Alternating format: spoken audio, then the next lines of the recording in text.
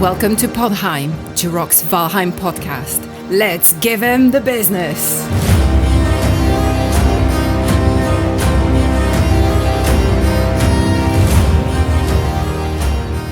Hey everybody, today's January 17th, 2023.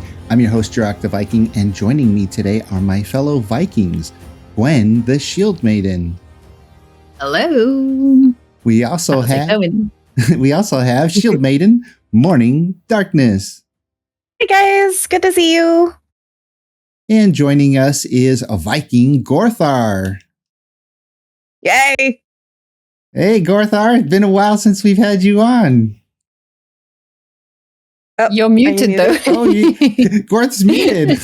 He don't want to talk to us. I've been lost in the woods. I'm not used to talking to people anymore. Oh yeah, Mistlands came out. And that's got all your time, doesn't it? Yeah, I can speak insect now, but yeah. Good.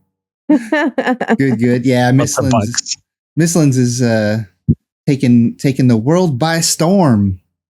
And to give a brief preview of what's coming up, lots of Valheim news came out this week. We have, and we'll be covering it throughout the episode, but just a preview, we have some ballista changes incoming, picture of a 3D printed ballista, which hopefully they make that available in their merch store at some point in the future.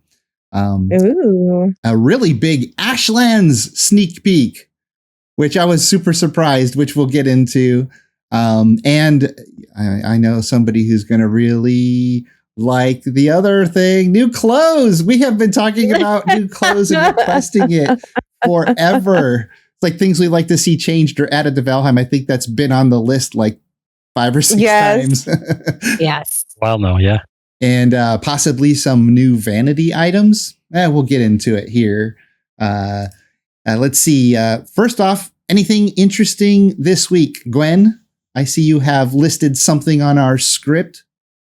Yes, I have done. Well, I missed last week. Yeah. But other than that, over the past week, I have been on quite a few social adventures. I attended my first sea shanty nights that a local pub, apparently every first or second Wednesday of the month. They have like a group of people who come in and sing sea shanties, and anyone can join in and like basically attend that. So with a group of friends, we were like, okay, let's go check it out. If anything, we're meeting up, having a drink at the pub, and it was really fun. Learned a lot of new sea shanties that I didn't know about, and most of my time was just me frantically like looking up lyrics because I was like, I want to join in, but I don't know like the lyrics. Funnily enough, a couple of days later, I was looking for a birthday gift for a friend in a shop, and I saw that there was like a tiny book of sea shanties. I was like, "This is perfect. I'm gonna have to come back to that and get that book." So did that sea shanty night, always fun. Last weekend, what did I do? On Friday, we went out to dinner with friends to a Polish restaurant. Had so much food that I literally didn't eat the whole weekend after that. It was, how Eastern European food is. It's very filling. It's like hearty food for the long winters. And it's mostly meat, potatoes, beets, and onions, essentially. Sounds delicious. And really nice. But gosh, it was so filling. I had too much food on Friday, and literally it took me 2 days to get over it. I couldn't eat any proper meal. Just had like snacks and just like basically waiting to digest this massive platter of meat. But that was nice. And then on Saturday, I went to an arcade bar, which Jiroc, I think, most of you would have loved actually. It was really cool. It was for a friend's birthday. And it's basically a bar that has all these like amazing UV and neon like wall paint and wall art and graffiti and stuff everywhere, and arcade games from the very retro stuff all the way to, they had a couple of consoles with some classic games. You basically go buy a bunch of tokens, and then you get to go and play around on all these arcade games, and it was great. It was great fun. it reminded me how quickly you lose your tokens if you do any fighting games that you're not very good at, because essentially you last 10 seconds and then it's like, oh, to carry on, insert another token. No. I've always wanted one of those stand-up arcade games in my garage. Like I've never, I actually have friends who have a few of them, like really into the old arcade games. And I thought, but then I think, well, I can have thousands of those games on my computer and not take up a bunch of space in my garage, but it's more the novelty, right? The same. It's not the same. It's the feel of the It's totally different feel. Yeah. You can build them though. You can get a Raspberry Pi and get like an emulator and have like still build the casing for it, or like a cheaper version, but have like loads of different games on it. Yeah. I think most of these arcade games, like except the ones where they actually had some proper retro, the whole thing was new. A lot of them were like they had the box and the like buttons and stuff, but they had a couple of games running on them so that they could switch them over. But yeah, it was good fun. Did a bit of Dance Revolution, if anyone remembers that. But yeah. Any video? Come on. No Dance Revolution not video? Of me. I took videos of other people, but not of me. Didn't. It took us a while to get to work. You're a content creator now. You got to get people to record you doing stuff. That's where you got all your content. Vlogging. Yeah, maybe one day. But yeah, no, that was great fun and a really cool occasion. And then on Sunday we resumed our combat training. Nice. It had been a while because of the bad weather and the Christmas holidays and so on, we hadn't done it for like about a month. And I collected a number of new fresh bruises, which is great. But yeah, that was my quite busy weekend. How about you guys? That's pretty awesome. Well, yeah. First off, I wanted to ask you. We still have our hat challenge going on. New hats every episode. Mm-hmm. Why don't you tell us about this? This thing you're wearing. Yes. So as I was telling you guys, when I saw the news of the new clothes, which we'll get into in a bit, I got really excited and I thought, if we're going to talk about the new updates that we got from the devs and the new clothes, I should wear my Viking clothes. But I literally just finished work like an hour ago and didn't really have time to have dinner or get changed or anything. So I thought, you know what, the most authentic thing I have that's kind of in theme with the new clothes is this hat, which is a hat that I bought at a reenactment market. It was handmade. It's a wool hat that has been made with a Norse method called null binding, which is basically knitting with your fingers. And yeah, so it's a null binded hat. I don't know if that's null binding is the method. And yeah, I mean it's pretty nice. It's brown and it's got this orange trim. I wear it all the time, especially when I'm out in the cold, walking the dog or visiting castles in the really bad UK weather where it's always raining and windy and stuff. It keeps my my little head warm. So that's the one I'm wearing today. I love the here. I'll zoom in on you, but I love the irregularities in the stitching. It just something about that looks so much nicer than the perfectly stitched machine, versions of clothing. I just love that. Yeah, it's very handmade. I mean, like, also normally if you're really good at your craft, it should be fairly regular.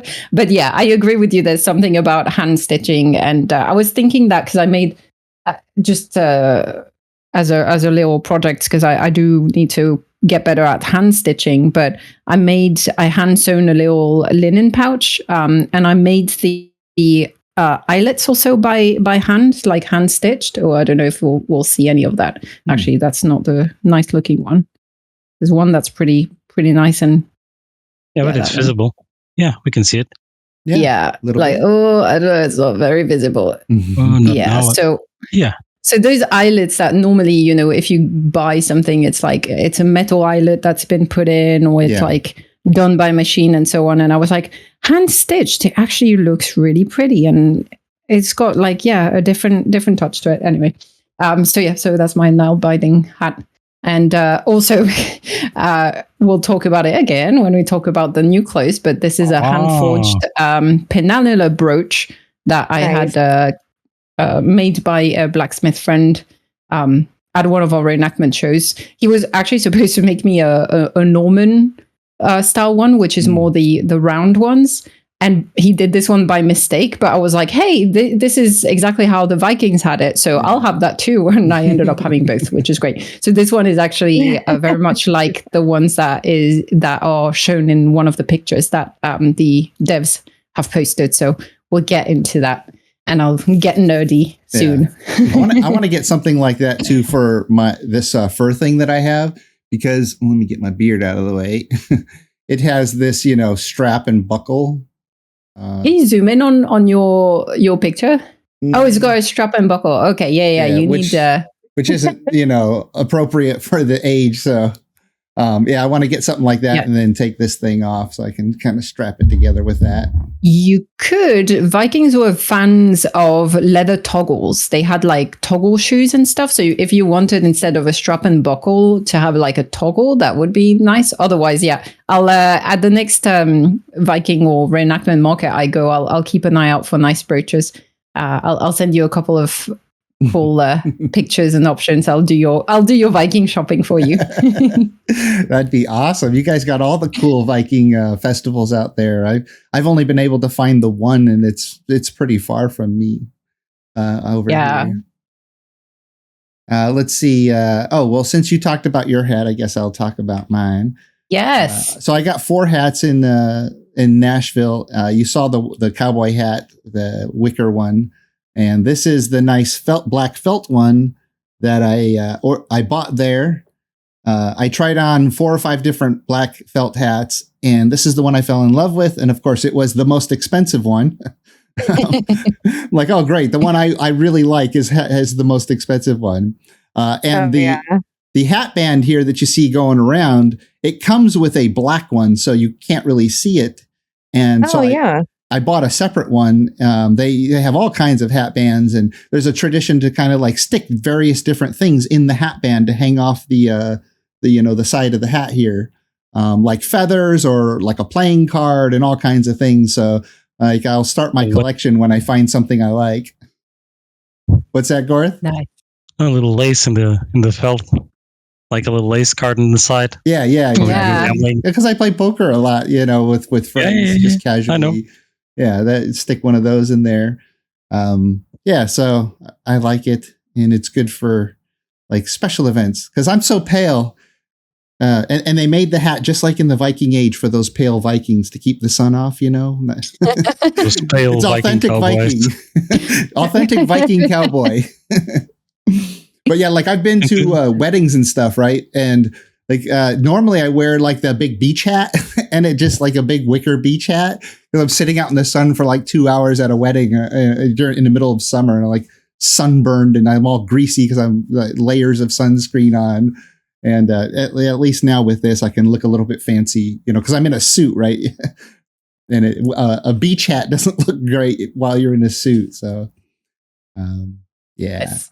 It's a really nice looking hat. Oh, thank you. As I was telling to you earlier, it looks, the shape is so perfect. It looks like you've got just a hat and glass filter, screen filter. Yeah. One of those like Snapchat like filters type thing. Vanta black hat or something. Oh yeah. I actually put a light back behind me to kind of illuminate this area a little bit. You can see it on my chair behind me. Oh, yeah. Because like I was noticing all my hats were just completely getting lost in my awesome chair. Gaming chair.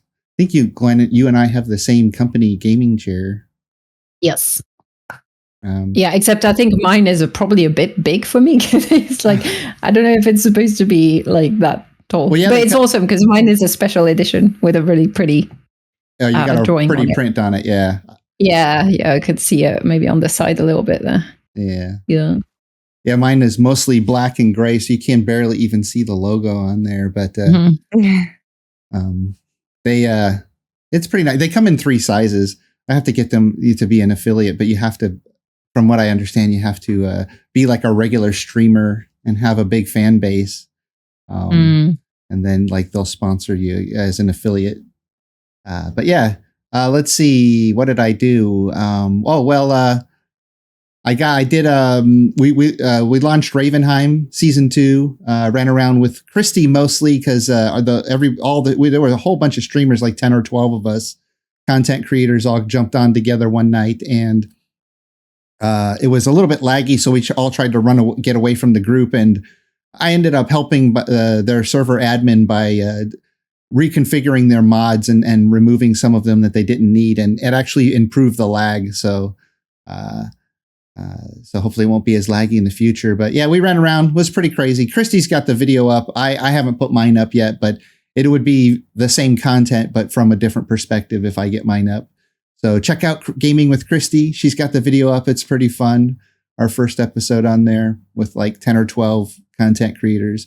And then the craziest 4 hours of my life was just spent with Morning Darkness over there, and then eventually Gwen, or I should say the craziest 4 hours of my 36 deaths.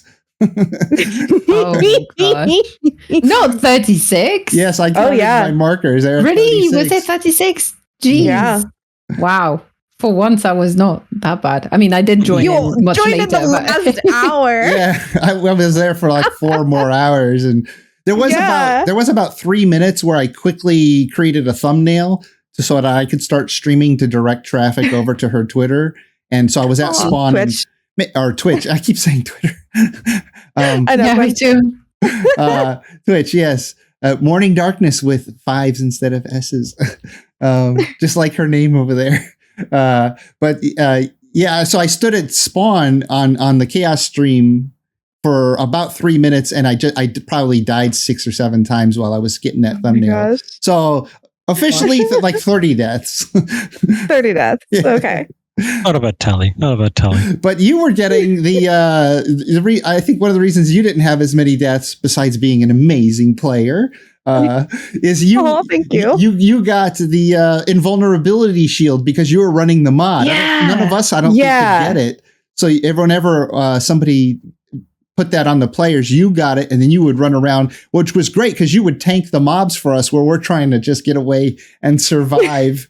So if you guys want to watch that stream, we're trying to repair. Yeah, just repair. Just to get a house up and a workbench and a roof so you could repair. It wasn't much time to do anything else. Just when you get a little tiny base going so you could do a couple of upgrades, the viewers would spawn stuff on you. So to explain to the people listening, the Chaos stream, you get points over there on not Twitter, Twitch, and channel points. Yeah, channel points. And you can spawn things on the players, which were me, Morning, Gwen, and Glaive, and Bambi. And Bambi, I eventually jumped in there too. And the viewers didn't give us much of a break.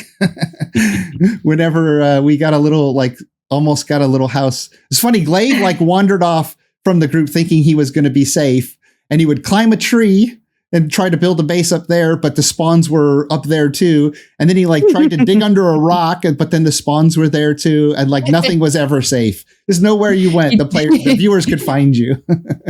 He tried to cheat the system, but the system won. So just so that you guys are aware, it's a mod called Chaos Tricks, and it has a Twitch integration. I don't know if it has a YouTube integration, but what it does is it allows the viewers to either spend channel points, which you just accrue from watching a stream. You do get bonus points if you subscribe or if you follow. If you're a subscriber, you get double points. And if you gift a subscription, you get extra bonus points. But you can also spend bits, which are basically a currency. You have to spend money to get them. And if you spend bits, there were no cooldowns. That's why we were actually, people were having fun. Like the comments were saying, this is absolutely crazy and so entertaining, because we'd be like trying to do something and then whoop, whoop, whoop, whoop, whoop, whoop, running away. Run for your life. Yeah, there was a lot of insanity. And so points of interest. I did have a setting chosen that doesn't have to be chosen. And it's either everything that spawns on me, or everything that spawns on each person in the game. And what was it set to? Everyone. Because I was getting stuff spawned when I was nowhere near you. So yeah. Well, I couldn't guarantee that if something was spawned in, you wouldn't just run away and not help me. Yes. Gwen. there was definitely a radius on that, though, because at some point I went a bit rogue, because I was like, okay, I'm going to try to be smarter. I'm going to play the long game. And I tried to set up like a hidden base somewhere. And I think it was just far enough that I wasn't getting, I wasn't in the radius of stuff spawning on me, because I could see the announcements on the screen, but then no mobs near me. So. Oh, interesting. Yeah. Yeah, there was. I don't know if they could choose like individual players, because I remember I was at you guys were still back in the like over by the burial chamber, and I had died, so I was back at the little house that we had where I had managed to set up a bed, and there were things spawning on you guys, but not me for the longest time. And then I said, well, interesting. Thank goodness nobody's spawning anything on me. And then within like a minute, there was a bunch of things spawning. Meteors were falling from the sky. And I was like, oh, great. I shouldn't have said anything. That's why I stayed really quiet at some point, because I was like, okay, I'm trying something here. If no one's watching and no one knows, if I don't say anything, they'll leave me alone. So yeah, the other interesting thing is that it kind of was scuffed at first when we first got started. I didn't launch it correctly, so nothing was spawning in. So I had curated the list really well. I had like set up some really good cooldown times so that we would have moments. I had set the bit costs a little bit higher so that people would maybe be a little bit less encouraged to just drop everything on us all at once. And and then it wasn't working. So I relaunched it and it reset everything. So when I got it working, the immediate thing that people first spawned in was my most hated mob. Well, my second most hated mob now. Desquitos. Oh, yeah.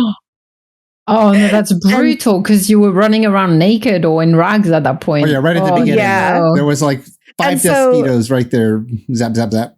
And then you'd respawn. And they would kill you as soon as you respawn, so you couldn't get a break. So, and there were 3 Desquito deaths right at spawn for me, and I counted all 3 of them, but otherwise I only died 10 times, but realistically 7, because I was just like sitting there, I was like, let the Desquitos kill me, just bring it in as I was trying to reset some of the settings, but I didn't do a very careful job. I was just trying to get us going. Well, no, that's how you survive. Yeah, it's a new event for you, and so you learned how to get it going and set it up and what to expect from everything. So next time will be more fine-tuned. Yeah, it'll be a lot more fine-tuned, but there will be a next time. Yes, right? Absolutely. Right? Yeah. More milestones to come, I'm sure. 1,000 subs over there on Twitch. So I'm sure. Oh God, 1,000 subs would be insane. What is it? What? How do they? Followers. 1,000 followers. Yeah. I'm like, oh gosh. Yeah. Yeah. Subs are and you'll like, get like there one day. Like Patreon, right? Like they're supporting. Yes. Yeah. But yeah, so I think the next cast stream will either be a year or 1,500 followers. I'm pretty sure the year anniversary will come first. But that'll be and that'll be not counting the very first stream that I did, which was for International Women's Day. That'll be when I decided to actually start streaming, which was in April. Late March. I have to look that up again. Well, was there anything else that you did over the last week that might have been fun for the listeners to hear about? Well, yeah. So I have been really, really careful. I haven't gone on all of these wild and crazy adventures and cool events like Gwen or Jiroc, but because between the kid and being in a wheelchair, it's hard to get out in general anyway. Mm-hmm. I was invited to an adult tea party. Ooh. Well, to an Wait, why do you have to precise that it's adults? Do you do kiddie tea parties? No, okay. So let me. And if so, I want to go to the kiddie one. I want to be part of the cake fights. Okay, let me be clear. It was just a tea party where I got to sit with adults. Yeah. For like 3 hours and actually talk to someone other than in my household. Yes. And we did have children there. So I guess I should just be clear. It was just a tea party. But it was the first time my kid got to really sit down and play with other kids. Because we'll go to the park and stuff, but that's not the same thing. We've gone to another birthday party, but once again, never really an opportunity for him to sit down and play next to other children in any sort of meaningful way. So he actually got to play with kids. He was very self-entertaining, and I just got to sit there and have conversation. I guess this wasn't my first event. My first event was the LARP that I went to in November. This was my second event, but still, it was a really nice sit-down social event, and I got to talk about gaming, RPG tabletops, and LARPing, and we talked about computer gaming, and it was a very nerdy tea party, but it was still really Those are the best kind. really lovely, and it was lovely company, and it was so nice. Cool. I had a question that I think Gorth did something this last week on the server. If it happened, Gorth, did you manage to get that mist cloud set up on? Yep. Can you tell us what you did? For sure. This was kind of an idea we had once we started new settlement on the new Mistlands server that we have opened up, Runelands. Players decided to do a Mist City, which initially the name was horrible. It was called Mistomi. Mistomi. That sounds like some sort of bacteria. Sounds like a bad fungus that might grow between your toes. Yeah. Mistomi. We're feeling Mistomi. So we decided to go for Rune City, but we still wanted to keep the Mistlands element. And yeah, we now have a veil of mist from Mistlands surrounding our little village. Oh, that's so players cool. actually need to find their way through the mist, through a little path that we built with the wisp lights. Oh, cool. It gives it a little nice ambience. Yeah, that's a nice thing about being on a server is with admins, you can introduce unique things throughout the world for the players. And when you pitched that idea, I did a little testing with those, because the mist is actually an object in the game. Mm-hmm. And so you can delete them and you can add them. So all that mist you see in the Mistlands, I actually did a video a few weeks ago about what if there was no mist in the Mistlands. And I deleted all the mist. Actually, I ran a mod for that one that removed the mist and it looks beautiful. But since they're objects, Gorth asked, hey, can we add them? Let's do a little testing on them. And then they seemed like they would work, and I haven't been there to check it out, but on our new server, he's got it on there, so that's cool. Be interesting to get the new player feedback, what they think of that.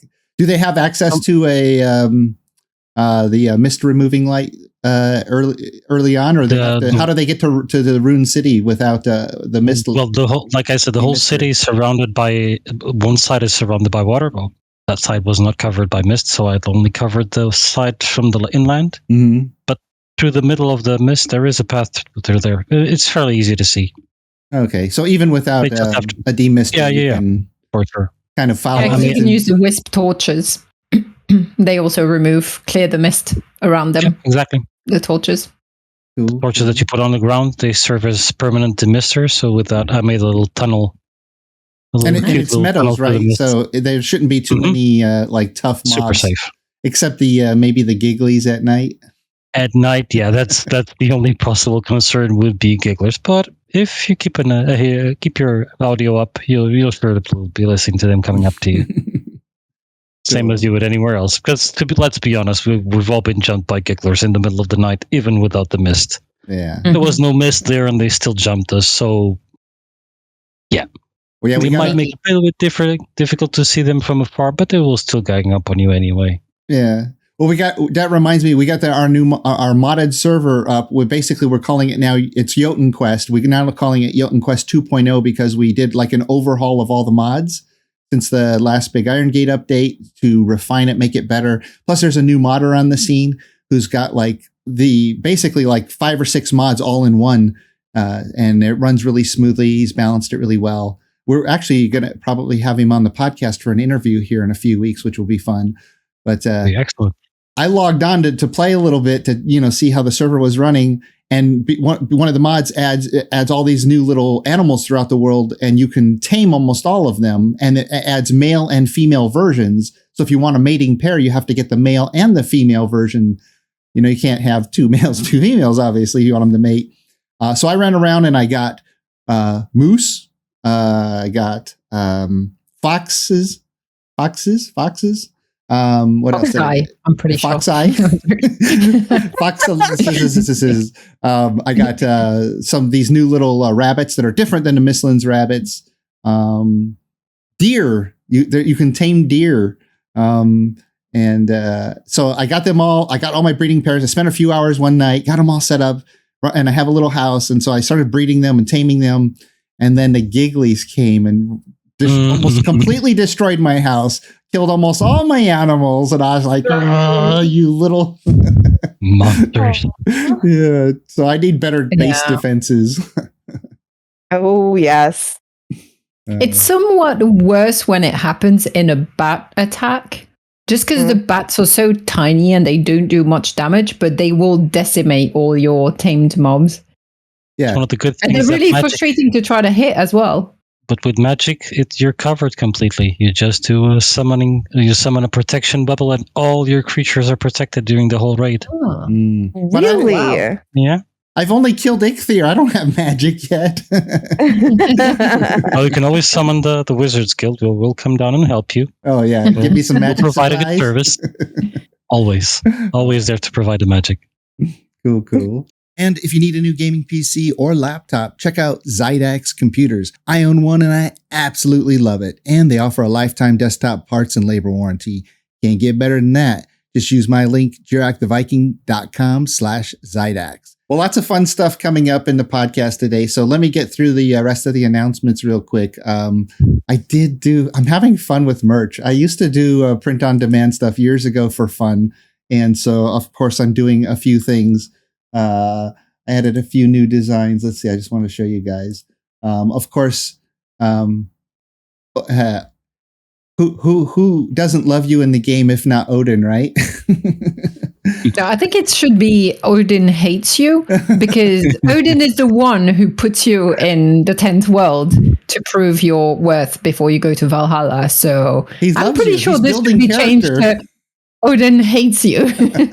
Just Odin is watching from behind the tree. Oh yeah, Odin is watching actually would be a cool... Odin is watching. Oh, that. Yeah. That might be... I don't know if I should do a different version or just change it just to have one variant available. Yeah, Odin is watching. Yeah. But yeah, so I really like the design. It's very cool. Yeah, that's the thing. Like, so I go through this website that I have a subscription fee for. They have some great artists. And I put into search terms. Of course, I search for everything like Viking, Norse, Valkyries, Shield Maidens, Longships, Odin, Thor, whatever I could find. And they don't have a huge selection, but this was one that I really liked, so I wanted to do something with it. And maybe Odin is watching would be more appropriate for this one. I have to think about that. It's easy to change. So, of course, I thought this would make a great sticker. That's a nice patch. Yeah, that would look great on the backpack. I have. I don't know about you guys, Cute. but I have two collections. I collect metal tins. The more colorful, the better. Almost any subject matter. I have so many different subject matters. I even take apart old lunch pails or TV trays from like the as old as I can find them, the better. And I put them on my backyard all along this redwood wall that I have. And so it colors up the maybe I'll take a picture someday and share that. But in my garage where we play poker, I have a bunch of like white cabinets all over the place and shelving for storage. And I put just stickers all over them. Any fun sticker that I get from anywhere, I don't care where. I'm like, oh, I want that one on there. But let's see what else. Oh yeah, so I had the Wolf Loves You shirt, but somebody suggested I added a moon, and I kind of like it with the moon. Yeah, nice. Might not even need the mushrooms. Oh yeah, well the mushroom is there on all of them. It's kind of like the aesthetic style of this design to signify the ground plane, right? Like that's the ground there. And it does feel a little bare if there's not a little extra color. I've tried removing them and I didn't like it. And then maybe I replaced them with other things, but since it has it on all of them, it's just like a theme. And then of course I redid the color scheme for my logo. I don't know if you guys remember, but there used to be a big kind of lavender circle, which I removed a while back. And then this lightning here used to be a lighter shade of yellow from the Give 'em the Business yellow. I just thought it was too much yellow.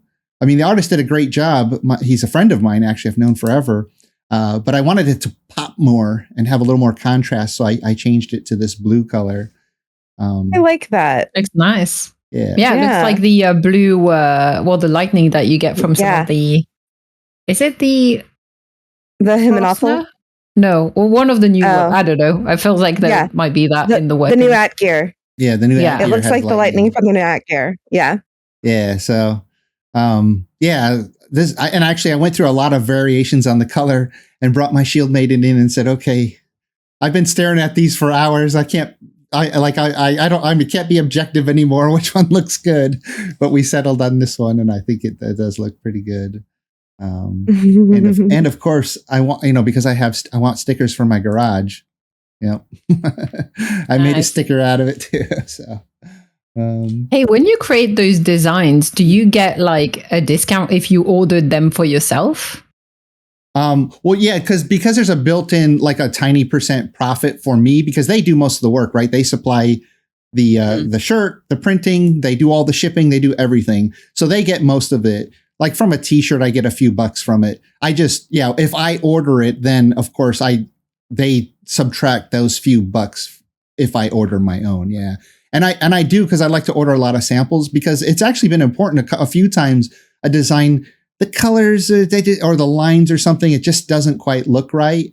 And so I like to order samples of just about everything, at least one of each, so that I know that it looks good. I'm looking at that one, the previous one that you were showing, and Which to one? me, This one? the last tab on the right side. That looks the sticker? like a mouse pad.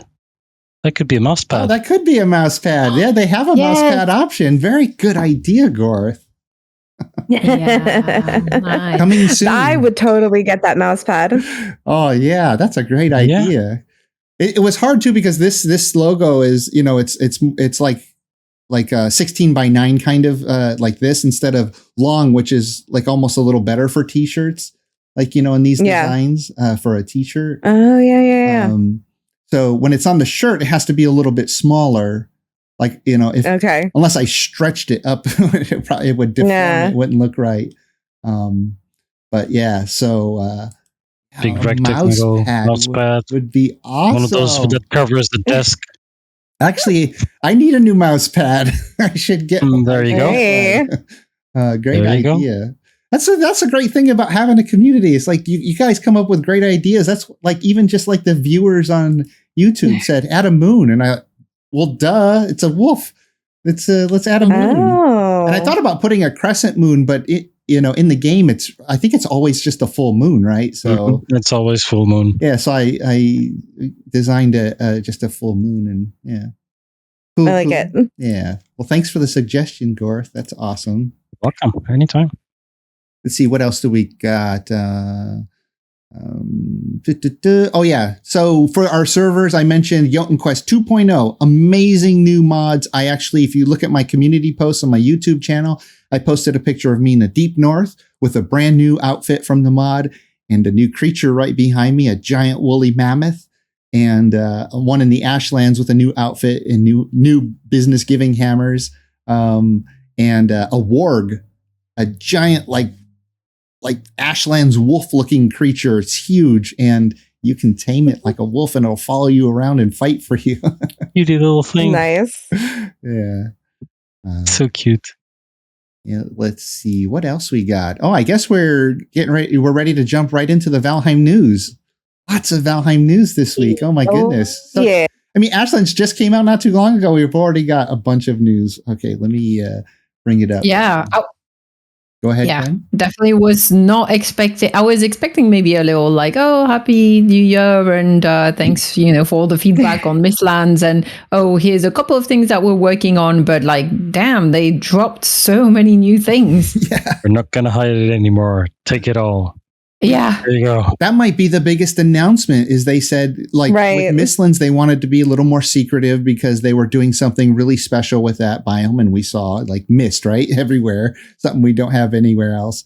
But with the Right. Ashlands, I guess they want to constantly show updates in development throughout so that they can get feedback. And they said, please be warned that anything we show you could end up not being in game or being drastically changed too, depending on, what they, finally decide to go with. So it's fun. As we saw with the seekers and the little moth, the seeker that initially looked like moths, Yeah, and now Yep. they look like locusts. it changed quite a bit in design, that thing. It did. It did. I think the choice to go from, trying to stay as spoiler free as possible to being quite a bit more transparent is an interesting one.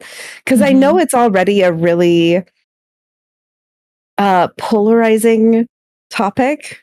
Because there are people like Gwen and some other people I know that are just like, no, I want to experience it for the first time. I want to try to avoid as many spoilers as possible. And they still dropped a lot of information. Like they I did not find them secretive. I think what with the Mistlands, I mean, I feel like they readjusted a little bit because at the beginning we heard nothing about the Mistlands, and people were complaining that we're like, when is the new content dropping? Yada yada yada. And then they started sharing more and more, and they were sharing sneak kind of previews and so on. Yep. But I think there's a balance, right? Some people want transparency on the process of development, like knowing more or less like how far into the development, what kind of maybe directions they're taking. Like I'm happy learning about that. I just don't want all the mobs, all the new kind of foods, creatures, weapons, and so on to be spoiled. Yeah, I know some people do, but it's like I'm interested. I'm curious to see how they strike the balance, because you can be transparent about the development of the new biome without necessarily spoiling everything, right? So it will be. Yeah, I agree with you, MD. It was an interesting choice. I don't know what to think about that one. Well, so like I follow 7 Days to Die development still pretty closely, and they have for years. They're still developing that? Yes. Actually, yeah, and they're like upgrading, like because it looked like an old, game a few years back, and they've been upgrading it to newer engines and newer graphics and newer mechanics. But they've always released every single thing in development, like every bossy type creature, every new creature coming, every new building design, everything comes in before the update. And what I found that does is it creates hype and it creates attention and it keeps it in the mainstream in people's attention so that people don't what I can tell you right now, Valheim, it's Iron Gates. I think it's great for them because I can see my statistics. When I put out videos throughout this last year, the numbers were all worse than the year before, all of them, because there was hardly any development news, right? That came out. Like nobody knew, like Mistlands was way out. We didn't know how close it was. Then eventually they started to drop a few things, you know. But I think like if they had exposed us to that mist and talked about some of the mechanics and the ballista and a few of the things that are really big gripes, like every game gets gripes. But when you start to show it to the players and you say, oh yeah, it's going to shoot everybody. Oh, you get to get the feedback. And if like 95% of the community is in the preview says that that's not a good idea, let us have a setting for that, then it would never have been released that way. And then they wouldn't have to go back and add time to redevelop that item. They could have just been part of the regular process.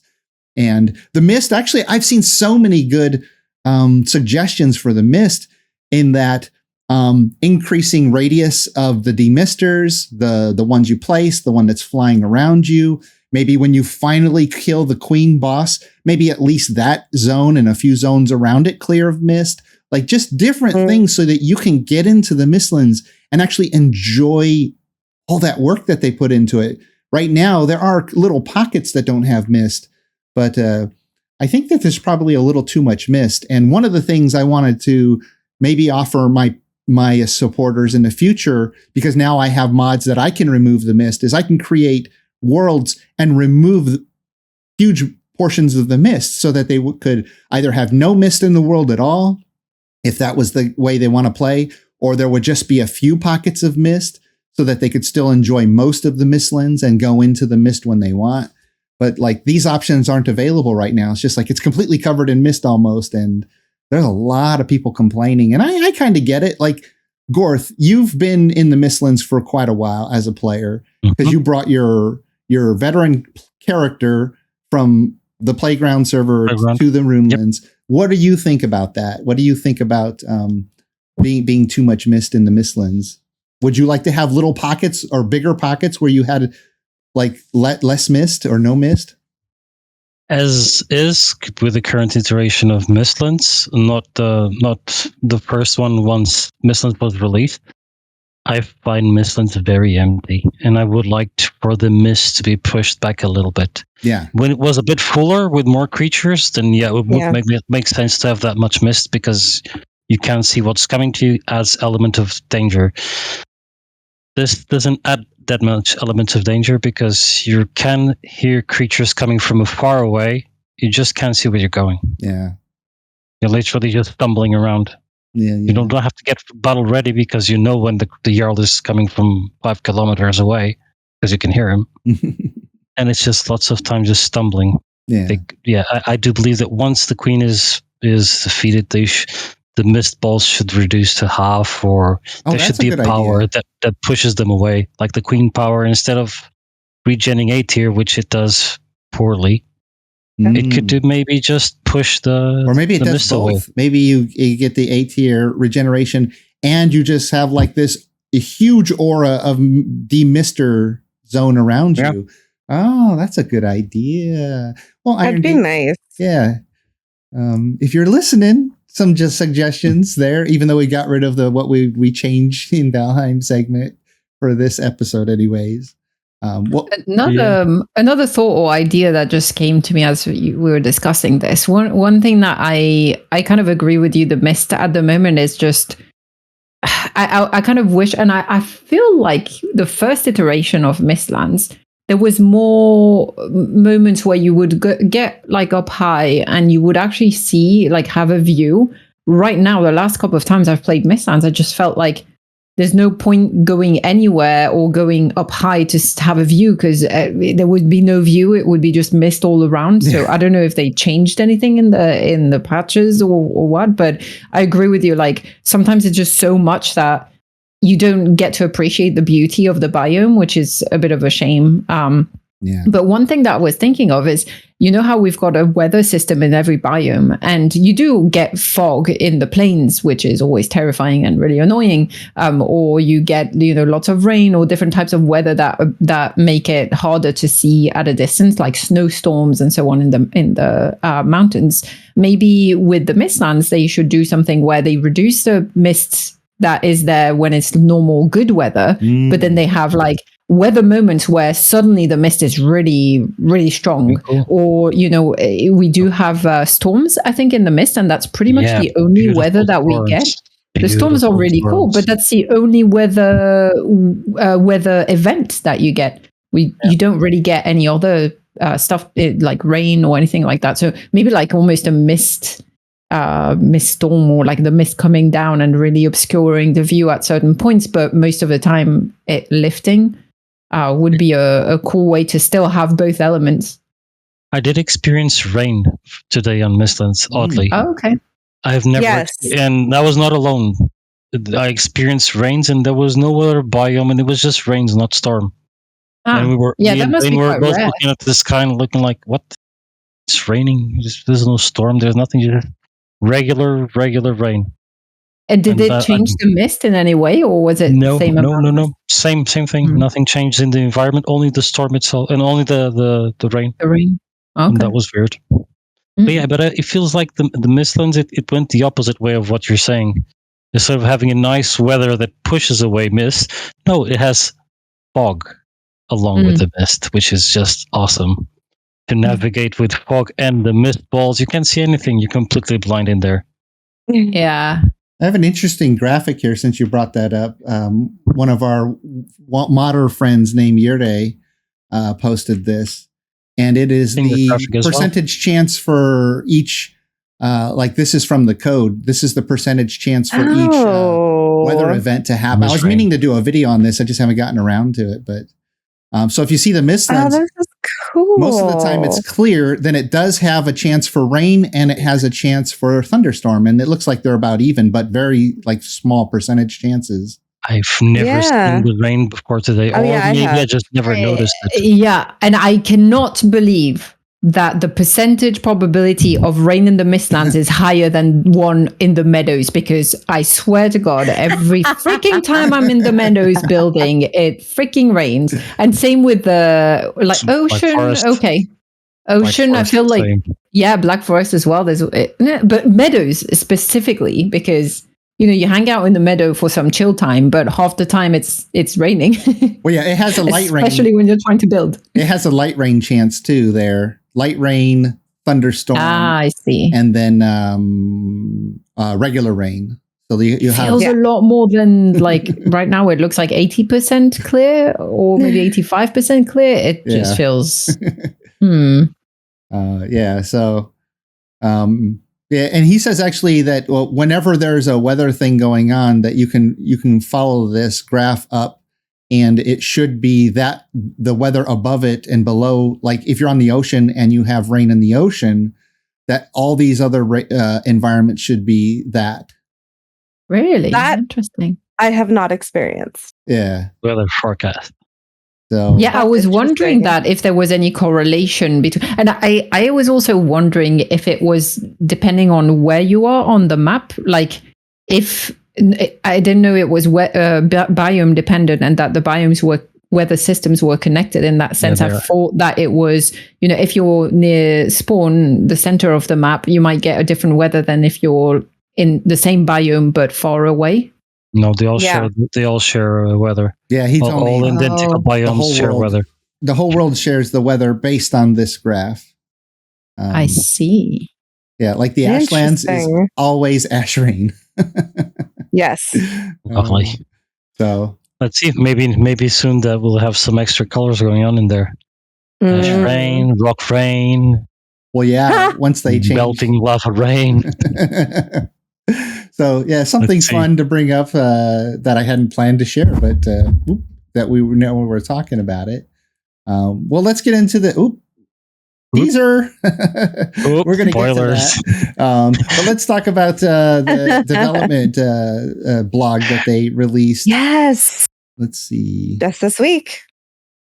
Yeah. So well. First off, what do you guys think of the new clothes? There's two outfits right there. Look at that, Gwen. Aren't you wearing one of these right now that you mentioned? Yes, I am. Okay. Is it my moment? Is it my moment to nerd out and be excited? Go for it. Yes. The first thing, colors, bright colors. Yes. Thank you for acknowledging this true, authentic facts of early medieval times, which is people wore colors, especially Vikings. They love color. The Vikings love taking care of their appearance, looking fancy, and they had some of the best jewelry and crafts, whether it be embroidery or the jewelry that they would wear or the accessories that they would have. And I'm so glad that they incorporate that. Finally, look at this, a Thor pendant on the guy on the left. I love that. Yeah. With glass beads. And on the lady beads on the right, there's a nice little kind of, it's a hood. I think it might be like, a hood, but without the headpiece, or shawl, I guess. And it's interesting because it's green with red. So I think it's supposed to be green on the outside with red lining inside. And yes, because if you wear wool just on your skin, it's scratchy, right? So you would line things with linen most of the time. And then this beautiful penannular brooch that looks like it's made of brass or maybe copper. Probably more brass would be more common. And it's like the one I'm wearing here. It helps like holding things like cloaks and so on together. It's very versatile, very useful. Mine is just made out of forged iron.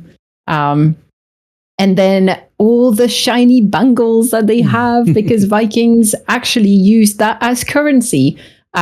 Because at the time coins weren't really so much of a thing, because especially for trade, when you're trading with different countries and they have like different coin was not yet established as a very kind of universal way of trading money. So what the Vikings did instead was they would wear those bangles of either gold, silver, or other precious metals. And they would use that as currency because you can weigh them easily and like their weight. So if they were trading, they could either give one away or chip bits of it away of the weight of the thing that they're trading, the currency that they're trading for. And so they used to have those cool looking bangles that were usually made out of silver was very common. Belts with nice buckle and buckle ends. You can see a little bit at the end there. There's buckle ends. The Vikings loved shiny stuff, so they would always add beautifully kind of engraved and worked metal things. So yeah, on their belts they would always have cool belt ends. What else? Yeah, as I said, beautiful colors, embroidery. So on the yellow tunic, you can see around the neck. And around the cuffs, there's like a trim of something of a different color. So that could have been a trim that would be like sewn on, or it could be embroidered. At the bottom, you've got this motif, which is most likely kind of embroidery. And it's just, I'm just so happy because it's nice. A nice interpretation of actual Viking wear with lots of bright colors and something that is not just armor and war gear. Yeah. And I am so glad because we've been talking about it. We've been mentioning it, saying, how it'd be so cool that since you can dye banners, maybe we can dye our clothes as well and have different items and different things. And I'm really excited to see all that. Yeah, I think those are going to be dyeable. I think we're going to be able to select the colors on this clothing. I hope so. Actually, what you were showing around the wrists, that could be, I wonder if they added, like around the neck as well. It might not be embroidered. It might be tablet weaving, which was another very common. I was just going to ask. Yeah, I think that might be a tablet weaved kind of trim. And tablet weaving is, it's basically weaving like a Ninkle loom, a thin strip of wool yarn, and you can make some really cool kind of graphic motifs through it. Except tablet weaving, they were not using a Ninkle loom because that came centuries later. They were using tablet cards, most of the time of wood or bone, and each card would have a bunch of holes with loads of yarn of different colors going through, and the way you twist the card and then weave the trim of tablet thingy basically that is how you would weave the different motifs. It's quite complicated, and I feel like I would love to learn one day if I had lots of time, but it seems quite confusing as well. And it takes a lot of time. Yes, that would be cool. I know it takes a lot of time, so tablet, but it was also quite easy to make because the materials it's just wool yarn, so it's readily available, and you can make some really cool. I might have an example to show you. Hold on a second. I'll let you guys comment while I go search for my things. Okay, yeah, we'll go through some of the blog here. So yeah, they just talked. They were thanking us for anybody who did the public test for Mistlands because it really helped them with bug fixes. Yeah, and then on to the future. So we're going to see here some of the creatures that are going to be in the Mistlands. Oh, but except Gwen has her thing already. Let's take a look at Gwen. So this is an example of beautiful tablet weaving. Ooh. How is that made? And is that so? No. So it's. Go on. You can explain. So you'll have like a loop that you have a series of pieces of yarn or yarn string that are hanging down from, and then you string a card basically that will. The most common is to have a square card with a hole on each corner, and you string each thread through each one of those holes, and then you have different cards that goes across that will have 4 threads each.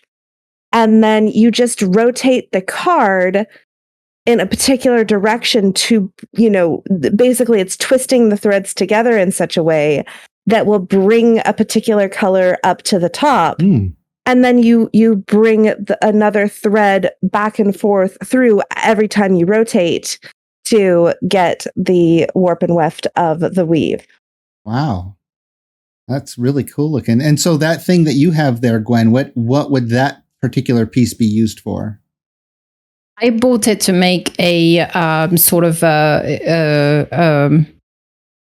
not a belt, but like something that would act as a belt. But usually they could actually have them as belts most of the time, because leather is readily accessible. But sometimes it's nicer. You could get some nice motifs and so on. And if you've got time on your hands, you can make a tablet weave belt for cheaper.